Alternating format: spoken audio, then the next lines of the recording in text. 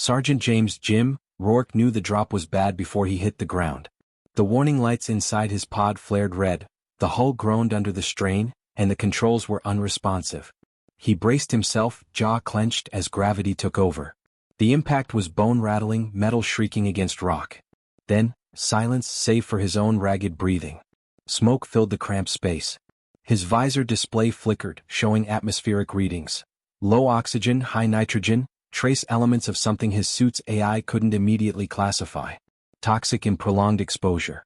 He cursed under his breath, hitting the emergency release. The hatch resisted, bent from the crash, but he shoved his shoulder into it, forcing his way out into the unknown. A sky the color of bruised flesh stretched overhead, a dying sun casting jagged shadows over a barren, craggy expanse. The air smelled metallic, sharp. His boots crunched against coarse, volcanic soil. His gear check was grim. Rifle offline, sidearm functional but low on charge, a combat knife strapped to his thigh. Rations and water for 3 days. No long-range comms. No immediate extraction. He was alone. Movement on the ridge. He went still, body instinctively shifting into a combat-ready stance. Shadows slipped between jagged rocks, tall, bipedal forms watching. He saw the glint of metal weapons. His crash hadn't gone unnoticed. One stepped forward. 7 feet of corded muscle beneath black, scale-like armor. A crest of spines ran from forehead to nape, eyes burning like embers. The alien cocked its head, studying him the way a predator sizes up uncertain prey. Then, it bared its fangs in something that was almost a grin and made a low, guttural sound. Laughter. Jim didn't move. He'd seen enough battlefields to know when an enemy wasn't taking him seriously. He was smaller, alone, unarmed by their standards. To them he must have looked pathetic. The alien warriors spread out, encircling him, weapons loose in their grips. No rush. No fear. He exhaled slowly. Fine. Let them underestimate him. The first attack was almost lazy, a wide, sweeping strike meant to knock him off his feet. He sidestepped, caught the attacker's wrist and twisted hard. Bone popped. The alien hissed, but Jim was already moving, driving his elbow into its throat. Collapsed, gagging. Silence. Then a snarl. The second came fast, blade flashing. Jim ducked, pivoted, and drove his knife into the gap between armored plates at its ribs. A wet, shuddering gasp, then the body hit the ground. The others hesitated. The laughter was gone. Jim rolled his shoulders, adjusting his grip on the bloodied knife. His breathing was steady, but he knew he couldn't afford a prolonged fight. They outnumbered him and exhaustion would hit fast. He had to end this before they figured that out. A third warrior lunged. He caught its arm, drove his knee into its gut, and wrenched its own weapon free. A curved blade, heavier than he liked, but serviceable. He spun, slashing, forcing the others back. For the first time, uncertainty flickered in their eyes. The largest among them stepped forward. Not the leader but close. A veteran, judging by the scars crisscrossing his exposed skin. He raised a clawed hand, signaling the others to hold. Jim tightened his grip. If this was a challenge, he wouldn't get a second chance. The alien warrior took his time. Measured steps. Studying. Then, without warning, he struck. Faster than the others. Smarter. His blade sliced through the air, forcing Jim to twist, barely avoiding a deep gash across his torso. The second strike came immediately after, aimed for his throat. Jim dropped low, letting the blade skim over his head, then surged up inside the warrior's reach. He slammed the hilt of his stolen weapon into the alien's jaw. A sharp crack. The warrior staggered and Jim drove the knife into his side. Not deep but enough. The warrior froze.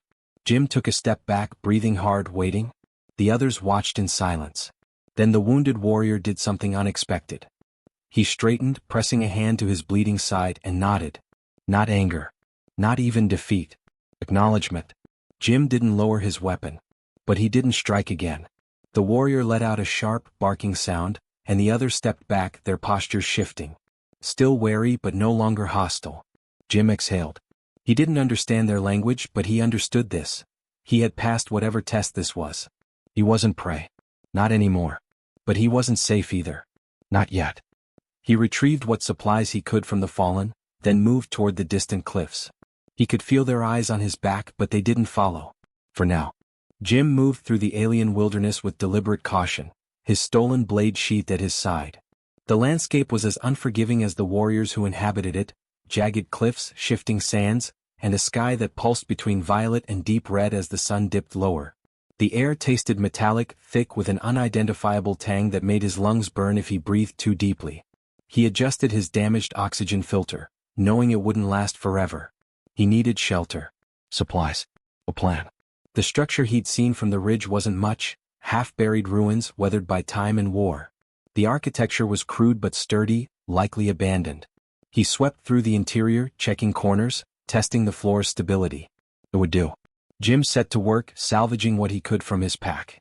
His rifle was still dead, the power cell fried in the crash. The alien weapon he'd taken felt awkward in his grip, heavier than a standard Terran blade but effective. He turned it over, studying the engravings on its hilt, symbols not just for decoration but carrying meaning. Honor. Rank. Bloodline maybe. He needed to understand them. Outside the night deepened. Sounds of distant movement drifted through the wind. Not the warriors, something else. Predators likely. He remained still, waiting, listening. Eventually the noises faded, but he didn't sleep. By dawn he had learned two things. The warriors hunted at night and they hadn't given up on him. A patrol passed near the ruins just before sunrise. 5 figures moving in formation. They weren't searching for him. They assumed he'd fled deeper into the wilds. He followed them at a distance, keeping to the shadows, observing. They moved with precision, disciplined but predictable. Their weapons, though brutal, relied on overwhelming force rather than efficiency. They favored raw power, strikes meant to break bone and cleave through armor.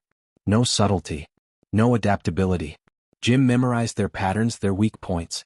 He didn't have the firepower to take them head-on, but he didn't need to. He had patience. He had strategy. The first ambush was simple. He found where they camped, waited until they separated, and struck when one moved too far from the group. A swift takedown, quiet. He stripped the body of its supplies, noting the energy cell in the warrior's belt, a possible power source for his rifle. The corpse he left behind, positioned to look like a victim of the environment. By the third night they knew something was hunting them. They tightened their formation, scanning the darkness with wary eyes. One of them, a younger warrior less experienced, muttered something to the leader who snarled back. Jim couldn't understand the words but the meaning was clear. Stop acting afraid. Fear was a weakness in their world. But fear also made them reckless. Jim used that. He set traps, forcing them to make mistakes. A loosened rockslide to scatter them, a diversion to lure one away. He struck in the confusion, fast and precise. Each kill was a message. You are not the hunters here. The last survivor fled. Jim let him go. The message had been delivered. That night he examined the stolen energy cell. His rifle hummed weakly to life but flickered out again. Not compatible. He swore under his breath, setting it aside. He'd have to rely on their weapons for now. His suit's AI, partially operational, had been gathering linguistic data from overheard speech. Words began forming patterns. Not full translation but enough to understand context. The warriors called him something now. Karan. Not prey. Not quite an equal. Something between. A danger. A threat. 2 days later one of them came looking for him. Jim saw him before he was seen. A single figure approaching the ruins, hands empty, moving with caution. Not a challenge. Not an attack.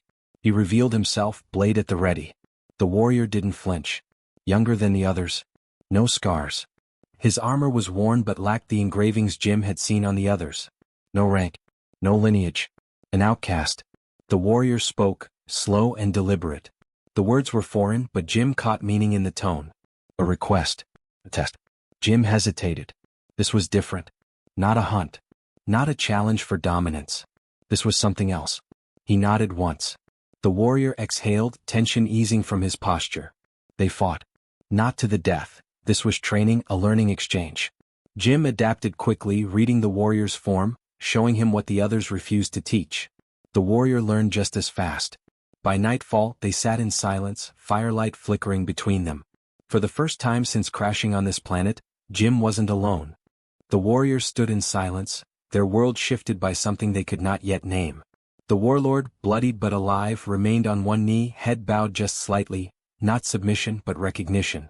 A truth neither he nor his kind had ever considered before. Strength was not just power, not just the ability to kill. It was control. It was knowing when not to strike. Jim held his ground, his chest rising and falling with labored breaths. The blade in his grip still dripped with the warlord's blood, but he made no move to finish it. He could feel the weight of every pair of eyes watching him, waiting for what came next. Rourke was the first to step forward. He did not look at Jim, not directly. Instead he turned to his people. His voice sharp, urgent, carrying words Jim couldn't fully understand but could feel in his bones. Challenge. Change. The old way had been tested and for the first time it had failed. The warriors shifted, some glancing at one another, others tightening their grips on weapons they were no longer certain they should wield. The air was thick with something deeper than fear, uncertainty, the edges of something new. Then the warlord rose. He looked at Jim and for the first time there was no contempt, no dismissal. Just understanding. Without a word, he turned and strode through the crowd, vanishing into the night.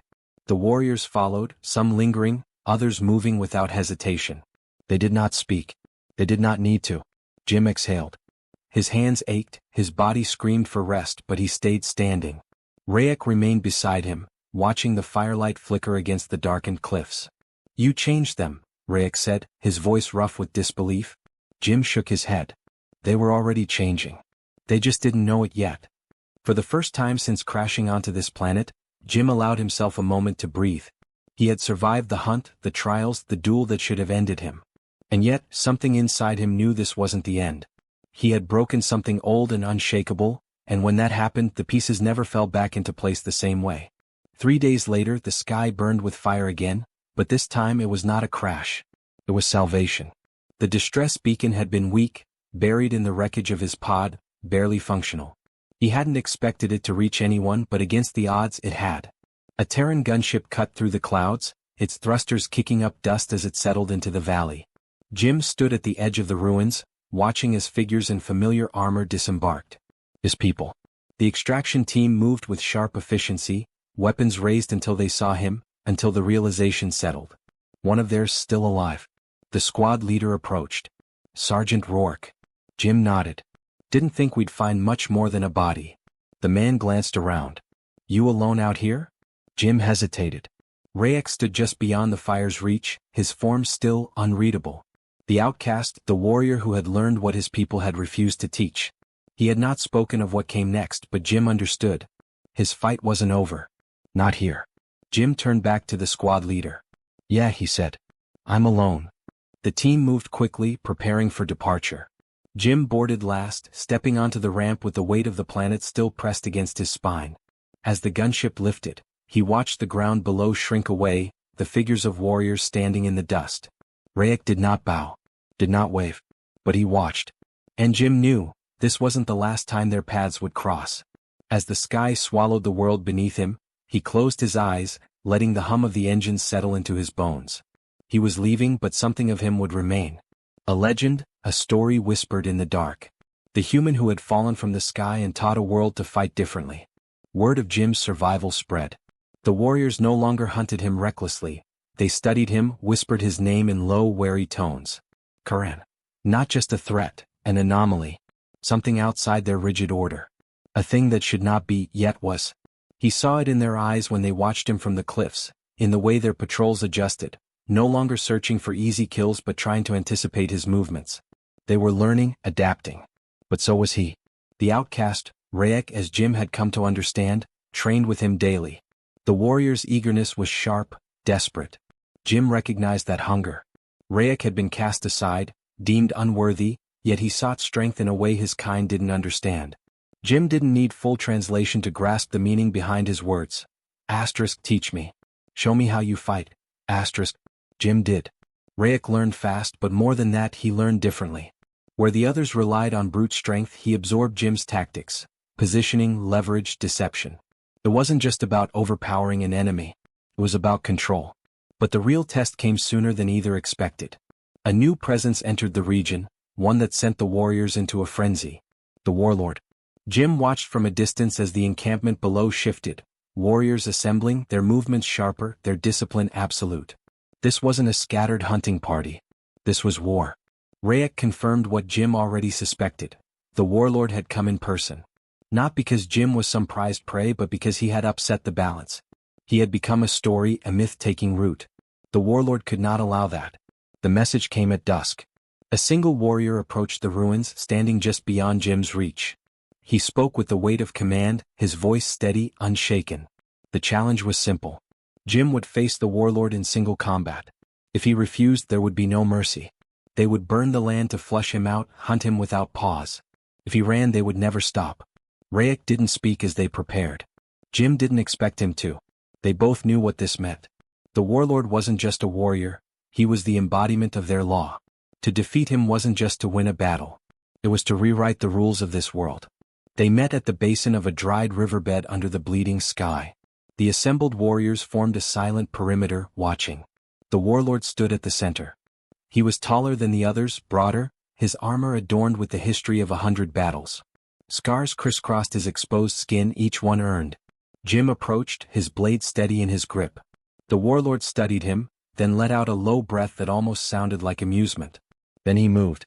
Faster than any of the others. A blade sliced through the air, nearly taking Jim's head off before he ducked. He barely had time to recover before the next strike came, heavier, precise. The warlord wasn't testing him, he was killing him. Jim barely kept up, deflecting, dodging, shifting his stance. His usual tactics, misdirection, counterattacks, weren't working. The warlord didn't fall for feints. He fought with absolute control, a predator that had perfected the art of breaking lesser foes. A strike caught Jim's ribs, armor barely dulling the impact. Pain flared, sharp and immediate, but he gritted his teeth and pushed through it. He couldn't match power with power. He needed something else. Then he saw it. The warlord expected a warrior's duel, a contest of endurance and raw might. But Jim wasn't a warrior by their definition. He was a soldier. A strategist. He fought wars, not duels. He shifted, feigning another direct engagement, then let himself stumble. Just slightly, just enough. The warlord moved to finish him, blade raised high. Jim dropped low, rolling under the strike, and in that moment as the warlord overcommit, Jim struck. A single precise stab, behind the knee where armor gave way to movement. The warlord faltered. It was brief, almost imperceptible.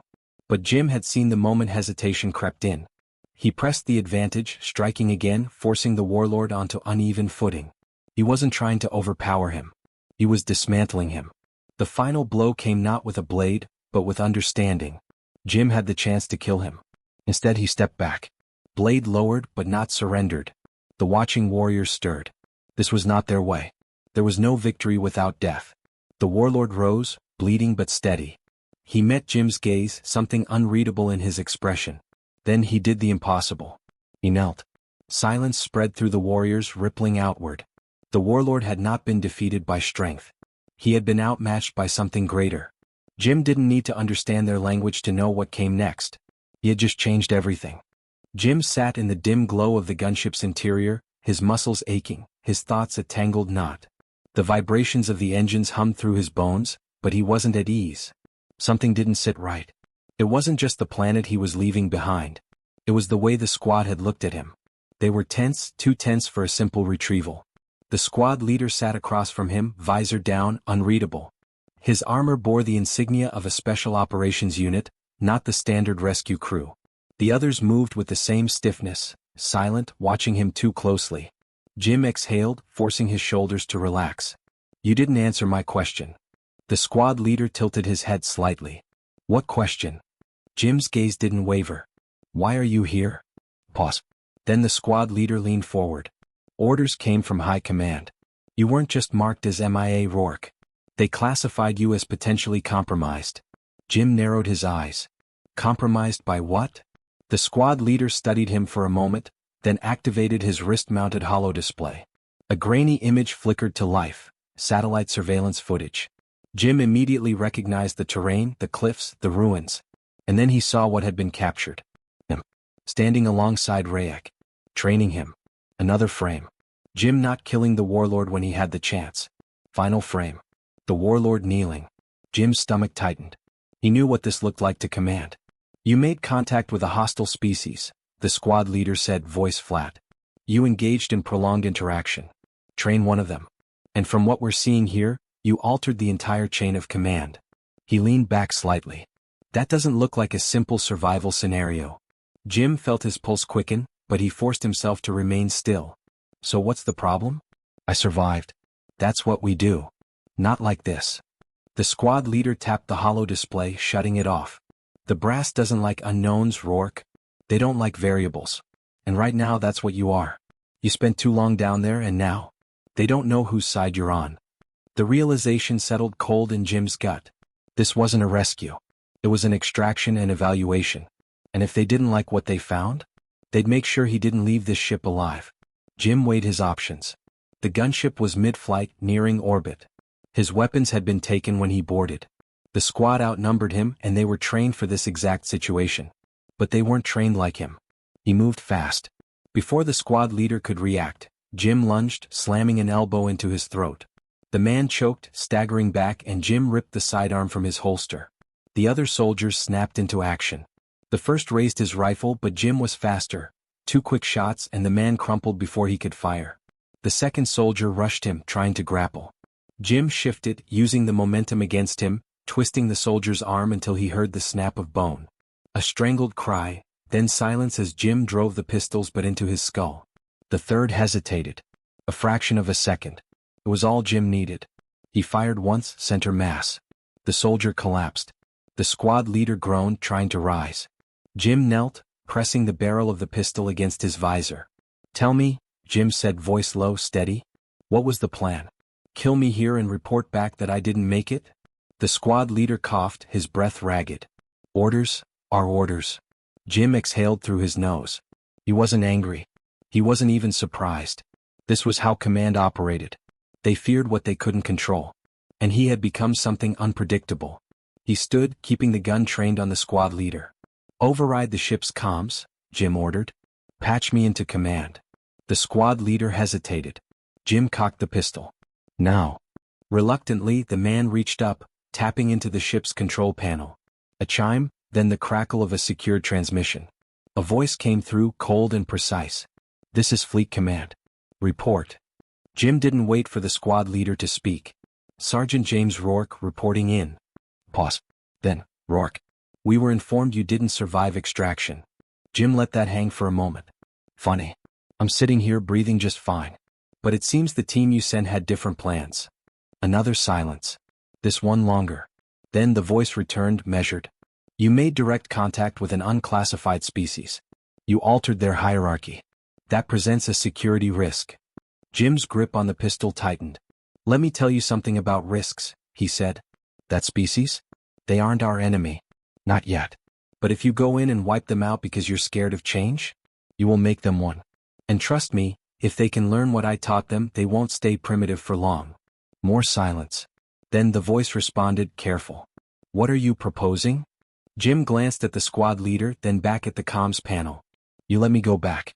Alone. No interference. No extermination orders. Let me be the bridge instead of the bullet." The voice didn't answer immediately. Jim knew they were weighing the consequences, calculating the risk. "Finally, your actions will be monitored. There will be contingencies." Jim exhaled. "Understood." The transmission cut. He lowered the pistol. The squad leader looked at him, breathing hard. "You really think they'll let you do this?" Jim holstered the weapon. "They don't have a choice." He turned, stepping toward the rear hatch. Outside, the sky still burned with the planet's glow. He wasn't leaving after all. And this time he wasn't just surviving. He was building something new.